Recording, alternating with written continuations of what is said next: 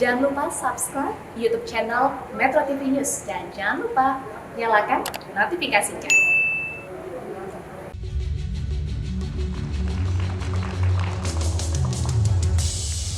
Terima kasih Mirsa, Anda masih bersama kami di Economic Challenges. Saya ingin kembali bertanya ke Pak Arsyad Rashid, apakah sudah dilakukan oleh Kadin untuk memperhatikan lebih, memberikan support lebih untuk mendukung program ekonomi biru ini, Pak Rashid? Nah, saat ini Kadin mendorong pelaku usaha ekonomi laut, termasuk perikanan, budidaya, perairan, agar dapat berkembang dengan meningkatkan produktivitas dan membuka peluang bagi pelaku usaha perikanan, khususnya usaha mikro, kecil, dan menengah ke pasar ekspor. Nah, selain itu, Kadin atau Kamar Dagang dan Industri Indonesia juga terus mengupayakan program UMKM naik kelas melalui program pendampingan melekat dari perusahaan besar bagi pelaku usaha UMKM. Program ini kita sebut sebagai closed loop system, di mana perusahaan besar membantu dan membimbing UMKM mulai dari transfer teknologi dan penerapan metode terbaik, pendanaan, hingga pemasaran hasil ke pasar yang lebih luas. Di samping itu, Kadin bersama Kementerian KKP sedang juga menindaklanjuti MOU atau nota kesepahaman dalam upaya mendorong pertumbuhan usaha sektor kelautan dan perikanan berbasis ekonomi biru di Indonesia dengan menciptakan iklim usaha yang kondusif dan meningkatkan investasi, terutama dalam pembangunan infrastruktur ekonomi biru di Indonesia, termasuk pariwisata dan infrastruktur logistik cold storage. Dua program digitalisasi di Kadin. Yang pertama adalah Wiki Wirausaha, berperan sebagai knowledge hub atau pusat pengetahuan terlengkap bagi UMKM dan platform yang menghubungkan UMKM ke ekosistem pendampingan mulai dari perusahaan agregator startup, pendanaan KUR, dan perusahaan besar. Nah, untuk startup seperti e-fishery dan Aruna yang bergerak di sektor perikanan dan kelautan tergabung juga dalam program ini. Lalu yang kedua, kami namakan Kadin Tech Hub, platform yang mempertemukan perusahaan memiliki masalah dengan orang-orang yang dapat melakukan pengembangan solusi atas permasalahan yang telah disampaikan.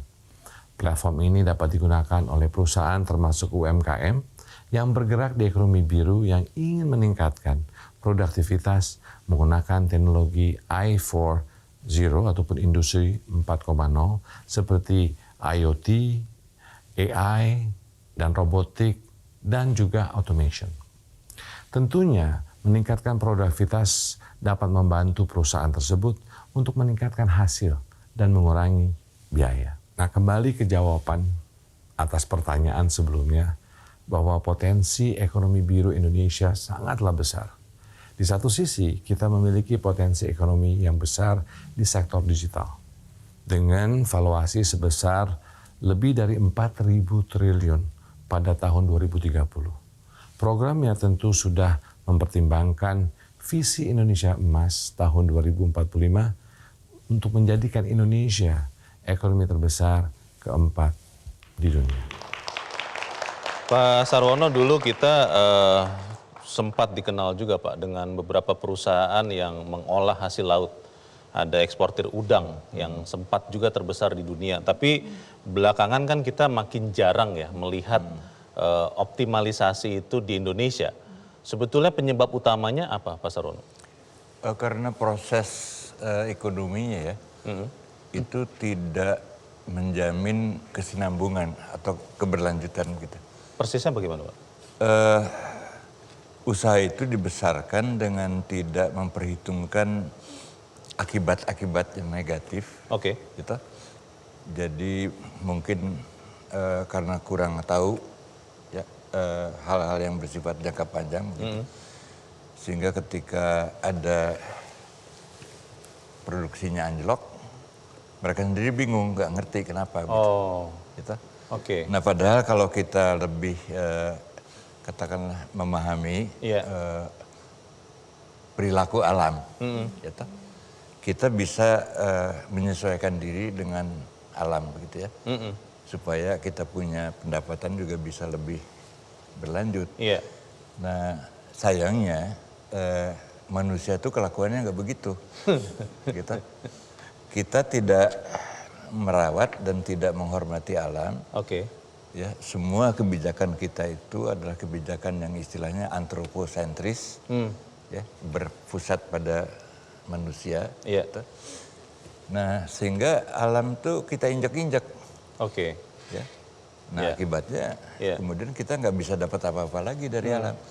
Dan logika dari ekonomi biru buat Indonesia adalah bahwa karena kita ini negara kepulauan, maaf belum jadi negara maritim ya, baru negara kepulauan. Faktanya aja terdiri dari pulau-pulau begitu ya. Jadi kita ini negara kepulauan menuju ke maritim. negara maritim lewat program yang namanya poros maritim. Jadi mohon jangan disebut bahwa kita ini sudah negara maritim, bukan. Ya, belum. Nah, jadi dengan ekonomi biru ini mudah-mudahan kita bisa mengirimkan isyarat ya, bahwa kita harus lebih memperdulikan daerah-daerah pesisir, pulau-pulau kecil dan seterusnya. Baik. Nah, kalau Kementerian KLHK sudah punya program yang namanya Follow Net Sink ya, tahun 2030, itu nanti bisa dijelaskan secara tersendiri. Tapi bagian dari follow net sink yang signifikan adalah justru apa yang disebut oleh Mbak Anas ini sebagai ekonomi biru, gitu ya. Itu udah termasuk di dalamnya gitu. Dan sasarannya apa? Sasarannya adalah supaya rakyat kita ini bisa hidup dengan menjamin komoditi dasar yang mau nggak mau kita mesti punya kok gitu. Apa itu? Ya makanan. Air, energi. Bu Ana, saya ingat di periode pertama Pak Jokowi ya, kita sangat ingat dengan jargon tenggelamkan. Waktu itu banyak kapal-kapal dari luar Indonesia masuk ke laut Indonesia, tidak punya izin, ditenggelamkan, dan akhirnya katanya nilai itu meningkat. Tadi Ibu sudah sempat sebut ada perusahaan-perusahaan yang akhirnya berinvestasi di Indonesia. Tapi pertanyaannya Bu, apa yang saat ini menjadi hambatan sehingga sektor swasta itu masih belum banyak mengolah potensi ekonomi biru ini, Bu Ana?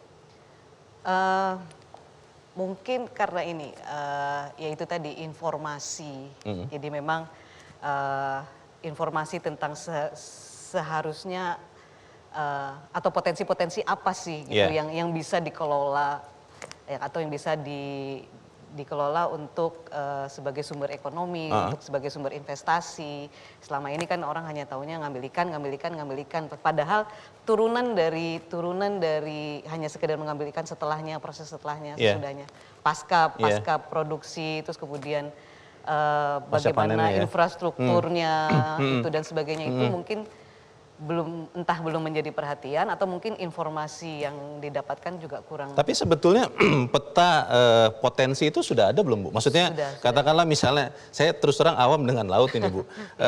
Ikan kakap merah itu ada di mana? Ikan ada, tuna itu ada banyak di mana? Itu sudah ada? Sudah ada, di kami ada. Jadi kami sekarang juga jadi mungkin memang itu tadi informasinya mungkin belum tersampaikan dengan baik. Jadi makanya kenapa sekarang KKP itu juga kami sedang membangun yang namanya kalau kami menyebutnya sebagai comment center.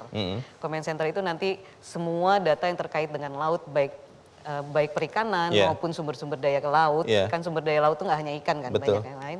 Itu nanti akan terintegrasi di dalam satu sistem itu. Jadi nanti tidak hanya mapping mengenai potensi sumber daya, tapi juga nanti bisa dilihat misalnya kapal apa dari perusahaan apa, dia menangkap ikan apa, terus kemudian memproduksi berapa. Sudah bisa terpetakan begitu ya? Nanti bisa terpetakan juga. Terus mana daerah yang sebaiknya bisa, misalnya kalau budidaya, mana yang sebaiknya yang bisa digunakan untuk budidaya, mana yang tidak, mana yang warnanya kalau misalnya lampu merah, hijau, biru gitu, mana yang masih bisa, mana yang sudah tidak boleh lagi, itu nanti akan ada seperti itu. Akselerasi Bu Rina untuk yang tadi disampaikan Bu Ana, sudah tahu, sudah ada data, tapi swasta mungkin belum banyak yang tahu. Peran dari kampus itu bisa melakukan apa Bu? Kalau kami kampus tuh sebetulnya melakukan tadi ya R&D itu sudah, cuma skala kecil. Yeah. Yang kami harapkan kan ini di ekonomi di scale up sehingga jadi industri. Nah, misalnya tadi lobster ya, seperti itu. Yeah. Nah, ini contoh sederhana aja, begitu ada hasil penelitian bahwa lobster itu tingkat hidupnya lebih panjang, itu industri akan datang. Jadi informasi yang dimaksud adalah selain tadi Bu Ana bilang informasi mapping di mana ada ikan tuna dan itu lengkap sudah. Yeah. Tapi yang berikutnya mereka kan bicaranya ini visible nggak sih gitu. Oke. Nah, profitable apa tidak? Nah, ya? gitu kira-kira. Yeah. Jadi memang harus diberikan satu semacam model-model kelayakan bisnis. Nah, contoh tadi hasil R&D lobster ini ternyata survival rate-nya tinggi. Itu bahkan langsung pengusaha datang ke kami. Bisa nggak ini dihasilkan lebih banyak lagi? Oh. Nah, jadi itu contoh simple. Karena lobster otomatis ya profitnya besar. Nah, yang kedua adalah sebetulnya kami sangat ingin bahwa komunitas atau masyarakat laut itu kan terus terang ya Bu Ana, Pak Salwan kan kebanyakan ada yang tadi bilang UKM, lebih banyak kecilnya lah gitu ya. Nah, pendidikan mereka itu harus sentuh. Kenapa? Terobosan ekonomi baru itu terletak kepada kita betul mengupgrade nilai tambah langsung besar, itu bukan dengan cara biasa. Tadi yang saya sampaikan R&D, kemudian pengetahuan. Kemudian yang satu lagi sebetulnya adalah modal intelektual. Hasil R&D itu modal intelektual. Jadi kalau kolaborasinya modal intelektual datang dari pemerintah dan kampus. Nah, pengetahuannya datang dari menggunakan apa tadi? Internet of Things, dia tinggal belajar sendiri. Kemudian investor tahu, oh iya di situ. Itu kalau dirangkai kan luar biasa. Kalau menurut saya, kenapa kita tidak melakukan itu? Jadi nggak semua ngacak ikan semua dikerjakan. Mana yang paling katakan saja mengungkit tadi pendapatan, bukan pendapatan pengusaha, pendapatan dari itu semua. Penciptaan nilai tambahnya itu sampai ekspor misalnya. Jadi sebetulnya kan kita tahu ya masalah supply chain yang lemah dan sebagainya. Nah, itulah sebetulnya teknologi. Ekonomi digital kita itu tahun 2025 akan leading di ASEAN. Nah, jangan sampai Vietnam tuh cepat betul kan penciptaan nilai tambah dari ikan laut. Kita yang begitu banyak lambat. Padahal digital kita jalannya cepat. Lalu R&D kita juga banyak. Nah, ini merajutnya sama-sama. Baik. Masalahnya di hari-hari terakhir ini kalau Anda pemirsa datang ke pasar cari ikan agak susah. Kalau ketemu pun mahal. Kalau nelayan atau pedagang bilang susah nih karena laut sangat tidak jelas. Apa kita kemudian menyerah pada keadaan ini? Tetap bersama kami, Economic Challenges segera kembali.